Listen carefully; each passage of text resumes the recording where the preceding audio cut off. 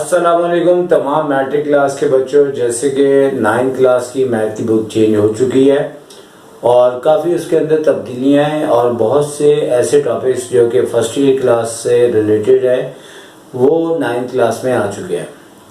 और यकीनी तौर पे 9th वाले जब मैट्रिक में आएंगे तो बुक के अंदर एक और आते हुए कुछ तब्दीलियां होंगी और ये तब्दीलियां सारी आगे वाली क्लास से आपकी 9th और 10th के अंदर आएंगी।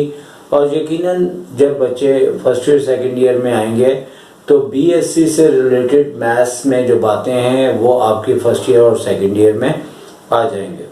तो लिहाजा 9th क्लास की वीडियो एमसीक्यूज़ के ऊपर हमने मैथ्स में पहली वीडियो रिलीज़ कर दी है। आज हमारा सिलसिला मैट्रिक क्लास से है और मैट्रिक की फ़िलहाल बुक चेंज नहीं हुई और दो बुक्स हैं जिसमें एक अलजेब्रिक सेंटेंस चैप्टर है। और तमाम स्टूडेंट हमारी बात को अच्छी तरह से ये सुन लें कि हम 20 वीडियोस आपकी खिदमत में बना के पेश करेंगे इस सिलसिले में। ये हमारी पहली वीडियोस है और 20 वीडियोस यानी कि आपके 20 लेक्चर्स होंगे और उन लेक्चर्स के अंदर हर वीडियो या हर लेक्चर्स के अंदर यानी कि बाज़ वीडियो से आपके 2 पॉइंट्स और बाज़ से 1 पॉइंट और बाज़ से हो सकता है कि एक भी ना बने।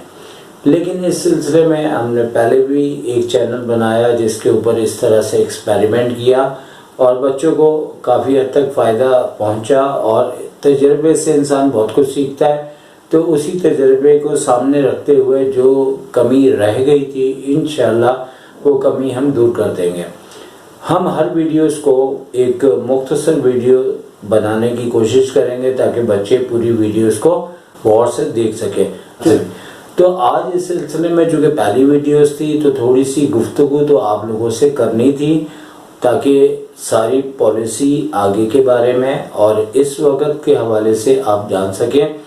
तो बहुत ज़्यादा फ़ायदा उठाएं, आप लोग भी उठाएं, पूरे कराची वाले उठाएं और जिनके दोस्त यार हैं उनको भी इस चैनल्स के बारे में बताएं ताकि वो ज़्यादा से ज़्यादा फ़ायदा हासिल कर सकें। अब स्टार्ट करते हैं। और अलजेब्रिक सेंटेंस बहुत बड़ा चैप्टर है और उस चैप्टर से हमने फर्स्ट पार्ट करते हुए यानी कि इस चैप्टर का पहला पार्ट या पहला लेक्चर और इसमें हमने मोस्ट इम्पोर्टेंट 6 पॉइंट्स लिए हैं। यकीनी तौर पे उम्मीद यह है कि इसमें से 1 पॉइंट आपके पेपर में आने के चांसेस है। और जो बच्चे अपने स्कूलों के पेपर्स दे रहे हैं तो यकीनी तौर पे पूरी बुक नहीं पढ़ाई गई और जब 1-2 चैप्टर्स होते हैं तो यकीनी तौर पे इसमें से एक नहीं बल्कि काफ़ी पॉइंट आपके पेपर में आने के चांसेस होते हैं। तो शुरू करते हैं। सबसे पहले पहली एमसीक्यूज़ है जिसको हमने 2 पॉइंट्स के अंदर नोट किया है, नंबर 1 और नंबर 2। तो इसको किस तरह से करना है कि यहाँ पे हम √5 प्लस का 1 इक्वल्स टू 6 है। हमें क्या करना है कि इसकी स्क्वायरिंग ऑन बोथ साइड करनी है और अगर एमसीक्यूज हो तो आपने शॉर्ट मेथड यूज़ करना है। अपने काम को छोटे से छोटे टाइम में और जल्द से जल्द करने की कोशिश करनी है। इससे आपका स्क्वायर से रूट कट जाएगा और ये रूट से बाहर निकल के आज़ाद हो जाएगा और यहाँ पे 6 का स्क्वायर 36 है। अब क्या करेंगे कि 5x है और 1 को यहाँ भेजने के बाद 36 को -1 करेंगे तो हमारे पास x 5 आएगा और इस तरीके से 35 को जब 5 से डिवाइड करेंगे तो इसका आंसर 7 आ जाएगा। अब सवाल ये होता है कि जब इसका ऑप्शन दिया जाता है तो यकीनी तौर पे इसके ऑप्शन के अंदर 7 भी मौजूद होगा और भी आंसर मौजूद होंगे। लेकिन बाज़ औक़ात ये आंसर आने के बावजूद भी ये आंसर नल सेट भी हो सकता है क्योंकि इसके लिए आपको इसकी वेरिफिकेशन लाजमी करनी पड़ेगी और वेरिफिकेशन के बगैर इस आंसर को बिल्कुल हतमी तौर पे एक्सेप्ट नहीं करेंगे। तो इसकी वेरिफिकेशन हेडिंग डाली जाती है अगर क्वेश्चन आए, लेकिन अगर क्वेश्चन नहीं है तो हमने क्या करना है कि 5 और x की जगह उसकी वैल्यू जैसे कि 7 है और 7 के बाद +1 लिखा, जैसे कि इस इक्वेशन में x की जगह उसका आंसर पुट किया और दोनों साइडें अगर एक जैसे आए तो इसका मतलब है कि आपका आंसर बिल्कुल ठीक है। और ऐसा ही हो रहा है। और इसी तरह से रूट में 36 आया और जैसे रूट से बाहर आया तो दोनों साइड एक जैसे आ गए, 6 आ गए। तो इसका मतलब ये हुआ कि फाइनली इसका आंसर 7 होगा। अब सवाल ये पैदा होता है कि अगर ये आंसर आ जाए और दोनों साइड इसके एक जैसे नहीं आते, जैसे मिसाल के तौर पे अगर यहाँ 6 था तो यहाँ पे 8 आ जाता और ये दोनों साइडें नॉट इक्वल होती, तो इस सूरत में अगर आप बिल्कुल ठीक कर रहे हैं तो इस सूरत में इसका आंसर नल सेट होगा। लेकिन ये बात अच्छी तरह से याद रखें कि ये भी तो हो सकता है कि आपने इसको सॉल्व करते हुए कोई ऐसी टेक्निकल गलती कर दी हो जिसकी वजह से आंसर आपस में इक्वल ना आ रहा हो। तो लिहाजा इसका इक्वल आ जाना एक बहुत तसल्ली बख्श आंसर होता है, क्योंकि इससे हमें ये तसल्ली हो जाती है कि 7 आंसर ठीक है। लेकिन अगर कभी आपकी दोनों साइडें एक जैसी ना आए तो इसमें दो बातें हो सकती हैं, या तो आपने कोई मिस्टेक की है, और या फिर अगर मिस्टेक नहीं की और आपको 100% मालूम है कि आपने बिल्कुल ठीक किया है, तो इस सूरत में अगर दोनों साइडें एक जैसी नहीं आएंगी तो इसका आंसर होगा नल सेट।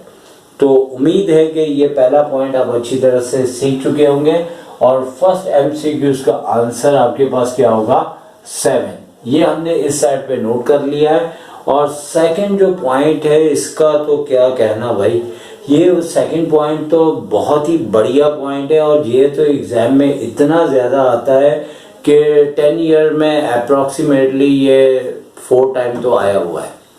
और बहुत बार, चूँकि एक साल में 3 पेपर होते हैं, एक रेगुलर, एक फेलियर, और फिर एक पेपर ऐसा होता है कि दोबारा जो बच्चे फेल हो जाते हैं तो कुछ टाइम के बाद फिर पेपर होता है। तो उसमें बहुत बार देखा गया रेगुलर पेपर में ये तकरीबन 10 ईयर में 4 टाइम आने के इम्कानात मौजूद होते हैं। और इसने एक साल बहुत ज़्यादा प्रॉब्लम भी पैदा किया था, जो आपके लिए इस वीडियो के लिहाज से एक्सपीरियंस टीचर से पढ़ने का बेहतरीन आपको मौका मिलेगा। वो बात मैं इसको एक्सप्लेन करने के साथ आपको बताता हूँ। देखिए, सबसे पहले तो ये कि अगर देखा जाए तो मैंने यहाँ पे प्लानिंग ही ऐसी की है कि मैंने दोनों क्वेश्चन एक अंदाज के लिए, लेकिन यहाँ पे बुक के अंदर भी एमसीक्यूज मौजूद है। यही वजह है कि बार बार एग्जाम में आती है। अब देखें, यहाँ पे अगर =2 से पहले रूट है और रूट के बाद -4 लिखा है, तो इस सूरत में बगैर सॉल्व किए आप इसका आंसर नल सेट लिख सकते हैं। अब होता यह है कि इसके बारे में 3 तरह के केसेस आते हैं। कुछ बच्चे इसे सॉल्व करते हैं और सॉल्व करने के बाद इसकी वेरिफिकेशन नहीं करते, और इसका आंसर मैं ज़बानी बता रहा हूँ कि अगर हम इसे फाइंड आउट करेंगे तो 18 इसका आंसर आएगा। और बहुत से बच्चे विदाउट वेरिफिकेशन इसका आंसर 18 लिखाते हैं। अच्छा, दूसरी टाइप के बच्चे क्या होते हैं कि इस तरह से इसे फाइंड आउट करेंगे, वेरिफिकेशन करेंगे, दोनों साइडें इसकी एक जैसी नहीं आएंगी तो वो कहेंगे नल सेट। वो फिर भी काफ़ी बेहतर बच्चे हैं, लेकिन मैं तो आपको सबसे बेहतर करना चाह रहा हूँ। और इस सिलसिले में क्या है कि भाई, अगर रूट अकेला दिया हुआ है और रूट के बाद अगर आपके पास नेगेटिव वैल्यू आ रही है तो इस सूरत में इसका आंसर नल सेट होगा। और उसकी बुनियादी वजह यह होती है कि भाई, रूट के अंदर से जब भी कोई वैल्यू बाहर आती है ना तो वो पॉजिटिव आती है, कभी नेगेटिव नहीं आती।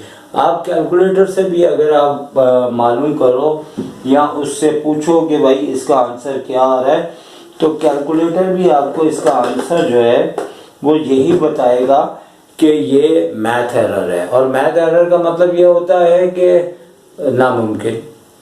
और रूट के अंदर, ठीक है भाई, इसका रूट ऐसे ही है, साइड पे रूट आपको नजर आ रहा होगा, जैसे आपको दिख रहा होगा।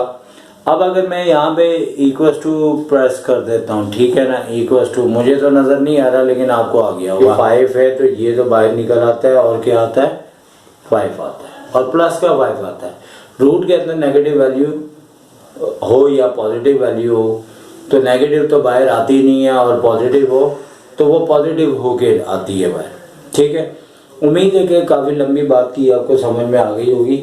अब चलते हैं आगे वाली एमसीक्यूज़ के ऊपर। सबसे पहले इसका आंसर तो हम लिख लें कि नल सेट है, और नल सेट से याद आया कि मैंने इसके बारे में ये भी आपको बताना था कि भाई एक साल कई बच्चे 100 नंबर लेने से रह गए थे, और उसकी बुनियादी वजह ये थी कि हमारी बुक के अंदर भी ये पॉइंट लिखा हुआ है, ये मैंने खुद नहीं बनाया हुआ, ये बुक के अंदर भी लिखा हुआ है, लेकिन उसके ऑप्शन जो थे वो उन्होंने इस तरीके से दिए थे कि एक ऑप्शन उन्होंने इस तरह का दे दिया था, और आगे के ऑप्शन पे मैं बात नहीं करना चाहता। 18 आप लिख लें, क्योंकि कई बच्चों ने इसमें 18 पे ही आंसर को टिक किया था, क्योंकि 18 इसका आंसर आता है विदाउट वेरिफिकेशन।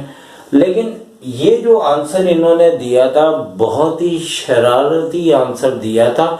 मैट्रिक में ये उम्मीद नहीं करते कि कोई टीचर इतना आपको टफ क्वेश्चन दे दे कि आपके लिए मसला पैदा हो जाए। तो जैसे कि नंबर 3 और 4 बिल्कुल एक जैसे हैं और जुड़वा है ये क्वेश्चन। यहाँ रूट की बात है, यहाँ पे मॉड की बात है। मॉड भी कहते हैं, एब्सोल्यूट भी कहते हैं, और डिस्टेंस को रिप्रेजेंट करता है। यहाँ पे भी दो अंदाज से क्वेश्चन मैंने लिए हुए हैं, एक वो जिसकी सोच अलग है और एक वो जिसकी सोच फिक्स है और आसान है। वो इस तरीके से कि अगर तो आपको मॉडुलस दे रहे हैं और इक्वल्स टू के बाद पॉजिटिव दे रहे हैं, जैसे कि यहाँ था, तो आपने मॉडुलस को फाइंड आउट करते हुए इसका आंसर निकालना है। किस तरीके से निकालेंगे? छोटा सा आंसर होगा, क्योंकि एमसीक्यूज 1 नंबर की होती है, बहुत बड़ा नहीं देते इस तरह का। ये पॉजिटिव होना चाहिए जब यहाँ अकेला मॉडुलस हो।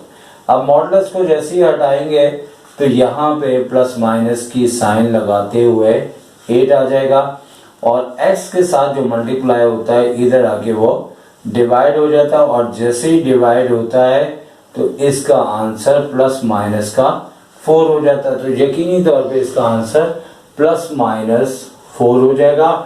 और इसके बाद वाली में भी वही वाली बात है, जैसे कि यहाँ पे कि अगर आपको मॉडुलस दिया जाए और इक्वल्स टू के बाद नेगेटिव दिया जाए तो डायरेक्ट आपने बोल देना है विदाउट फाइंड आउट किए कि इसका आंसर नल सेट होगा। बिल्कुल ये दोनों एक ही मिजाज के क्वेश्चन है। जैसे यहाँ पे रूट होगा, इक्वल्स टू के बाद माइनस होगा, तो फटाफट आपने क्या बोल देना है? Null set. इधर भी नल सेट बोल देंगे, तो कोई फाइंड आउट नहीं करना, जो करेगा अपना टाइम जाया करेगा। तो इसका आंसर नल सेट आएगा, जैसे कि इसका आंसर आया था। अब आप सोच रहे होंगे कि आखिर इसको नल सेट क्यों कहा गया। पूरे कॉन्सेप्ट के साथ बात करेंगे तो बहुत ज्यादा टाइम लग जाएगा, पहले ही वीडियो बहुत बड़ी हो गई है।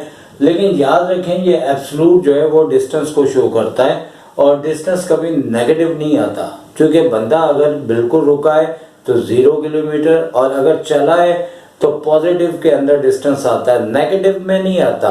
तो लिहाजा कहने का मतलब है यहाँ एब्सोल्यूट वैल्यू दी, वहाँ नेगेटिव दिया, तो वो तो नल सेट हो गया। ठीक है, क्योंकि ऐसा हो नहीं सकता। अच्छा, इसी कॉन्सेप्ट को कुछ बेहतर करने के लिए हमने एक पॉइंट इधर तो नहीं लिया, लेकिन इधर भी ले सकते थे। इधर हमने 5th पॉइंट लिया। 5th पॉइंट में हमने ये बताया कि देखें, जिस तरह के हमने नंबर 4 में कहा कि मॉडुलस के बाद अगर यहाँ पे नेगेटिव है तो आप इसे नल सेट कह दें, तो भाई इतना जज्बाती नहीं होना कि यहाँ पे भी इसको नल सेट कह दें, क्योंकि यहाँ इक्वल्स टू के बाद क्या है? माइनस का 2। लेकिन बात को गौर करें, सही जुमला पकड़ें कि यहाँ पे मैंने कहा था मॉडुलस यहाँ पे हो और इक्वल्स टू के बाद -3, लेकिन यार इधर ये भी तो है ना माइनस के 11 है ना, तो इस -11 को फौरी तौर पे कहना कि भाई तू उधर चले जा, राइट हैंड साइड पे चले जा। जबकि यहाँ पे भी होता तो ये करते, लेकिन यहाँ था ही नहीं, तो वहां पे डायरेक्ट इससे, जैसे कि हमने इसको ओपन किया था, प्लस माइनस की साइन लगाई, इधर ओपन हम कर ही नहीं सकते, करेंगे तो वो लॉजिकल गलत होता है कि डिस्टेंस नेगेटिव नहीं होता। लेकिन यहाँ पे तो ये, इसके अलावा ये भी तो वैल्यू आई है, तो अब ये कि ये डॉजिंग कह सकते हैं कि -2 है, तो ये -11 जब उधर जाएगा तो ये प्लस के 11 हो जाएगा, तो आपके पास नेगेटिव के बजाय पॉजिटिव वैल्यू आ जाएगी। करके देखते हैं कि किस तरह से इसका आंसर आएगा। आया ना, वो ये है, वेरी वेरी इंपॉर्टेंट।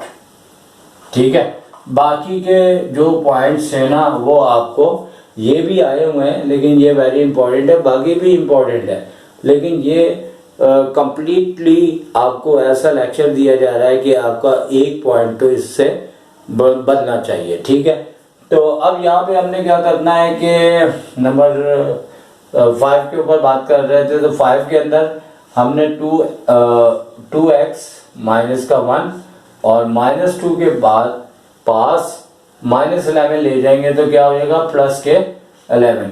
आपसे एक क्वेश्चन है और अपने कमेंट्स में आप जवाब दें पूरे कराची वालों से।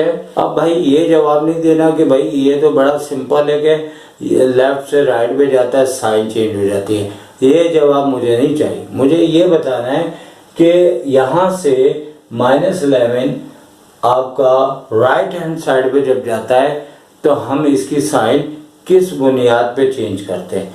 कमेंट्स में अपना जवाब दीजिएगा और बताइएगा कि आप कितना अच्छा मैथ्स पढ़ने के साथ अच्छी बात का अच्छा जवाब देंगे। ठीक है, तो अब यहाँ पे मैं फिलहाल जवाब देने के मूड में नहीं हूँ क्योंकि वीडियो पहले ही बहुत बड़ी हो रही है। तो यहाँ पे आप जैसे ही वहाँ पे जाएगा तो यहाँ पे ये प्लस का 9 आ गया, तो भाई अब तो अगर इसको और इसको मैच करें तो जमीन आसमान का फर्क है, वो माइनस में आ रहा है और ये प्लस में आ रहा है, तो ये वाली टाइप तो ये वाली टाइप हो गई। फिर हमने क्या करना है, मॉड को ओपन करना है और करने के बाद इसके साथ प्लस माइनस का साइन लगा देना है और एक बार प्लस में सॉल्व करेंगे, एक बार माइनस में करेंगे और फिलहाल ये -1 को इधर लाके प्लस कर देंगे। और ये हम गलत नहीं करते, -1 उधर जाके प्लस ही होता है, लेकिन आखिर इसके पीछे क्या वजह है कि हम इधर वाले माइनस को उधर जाके प्लस लिख देते हैं। तो अब यहाँ पे एक बार ये प्लस में सॉल्व करते हुए और एक बार ये आप माइनस में सॉल्व करते हुए इसका आंसर लेके आएंगे और क्या होगा कि x है 10 को 2 से डिवाइड करेंगे तो 5 हो जाएगा और इसी तरह -8 को 2 से डिवाइड करेंगे तो -4 हो जाएगा। तो इसका आंसर क्या आया, -4 और 5, कोई भी पहले कोई भी बाद में आ सकता है। अच्छा, नंबर 6 है, ये भी आप लोग एहतियातन कर लीजिएगा क्योंकि इसके अंदर ये पूछा गया है कि ये जो इक्वेशन है ये इक्वेशन किस टाइप की इक्वेशन है, लेकिन इसी को कंटिन्यू करते हुए हम सेकंड वीडियो जो सेकंड पार्ट बनाएंगे इसी से आगे वो चलेगा। लेकिन यहाँ पे चूंकि रूट की बात है तो रूट की बात इधर ही हम फिनिश कर देते हैं। तो ये इर्रेशनल इक्वेशन होती है जिसके ऊपर रूट्स दिए हों वेरिएबल्स के अंदर, तो ये कौन सी इक्वेशन है, इर्रेशनल कहलाएगी। और तो अब आपसे इजाजत चाहेंगे, टेक केयर, अल्लाह हाफिज।